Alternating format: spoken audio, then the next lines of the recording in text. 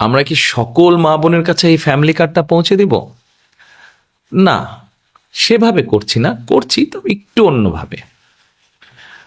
বাংলাদেশে আমরা যদি পরিবার হিসেবে দেখি, 4 কোটি পরিবার আছে বাংলাদেশে। 70% মতন গ্রামে থাকেন, 30% মতন পরিবার শহর অঞ্চলগুলোতে থাকেন। আমরা কাজটি শুরু করব পরিবার ভিত্তিক।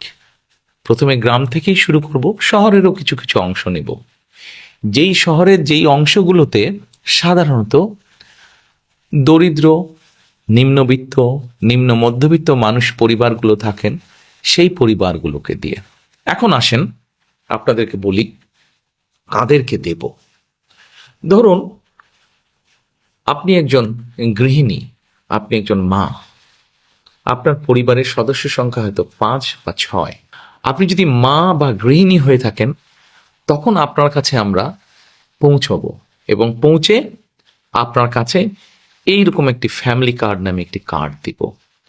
এই কার্ডটির মধ্যে আপনার নাম থাকবে, এই কার্ডটির মধ্যে একটি নাম্বার থাকবে, এই কার্ডটির মধ্যে মেয়াদ থাকবে এবং এই কার্ডটির মধ্যে স্ক্যানিং করার মতন একটা দাগ থাকবে অনেকগুলো। এখন আপনি হয়তো জিজ্ঞেস করতে পারেন যে এই যে 4 কোটি পরিবার বললাম, একবারে সব 4 কোটি পরিবারকে দেব? 4 কোটি পরিবারকে হয়তো আমরা একবারে সব দিতে পারবো না। আমরা ধীরে ধীরে পরিবারগুলোর কাছে যাব, তবে আমাদের চেষ্টা থাকবে সকল পরিবারের কাছে পৌঁছানোর। এখন আসেন, এই ফ্যামিলি কার্ড তো দিলাম, কিন্তু লাভটা কি হলো তাহলে আপনার?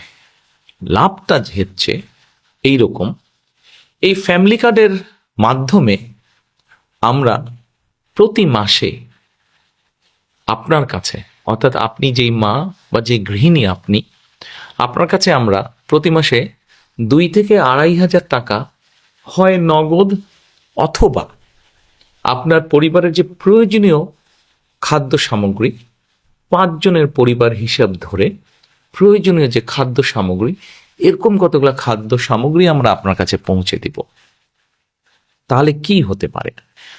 ধরেন আপনার পরিবারের যে 5 জন বা 6 জন ম্যাক্সিমাম এই পরিবারের ধরেন মাসিক খাবার বা বাজার খরচ, একদম খুব প্রয়োজনীয় বাজার খরচ হয়তো মাসে 5-6 হাজার টাকা।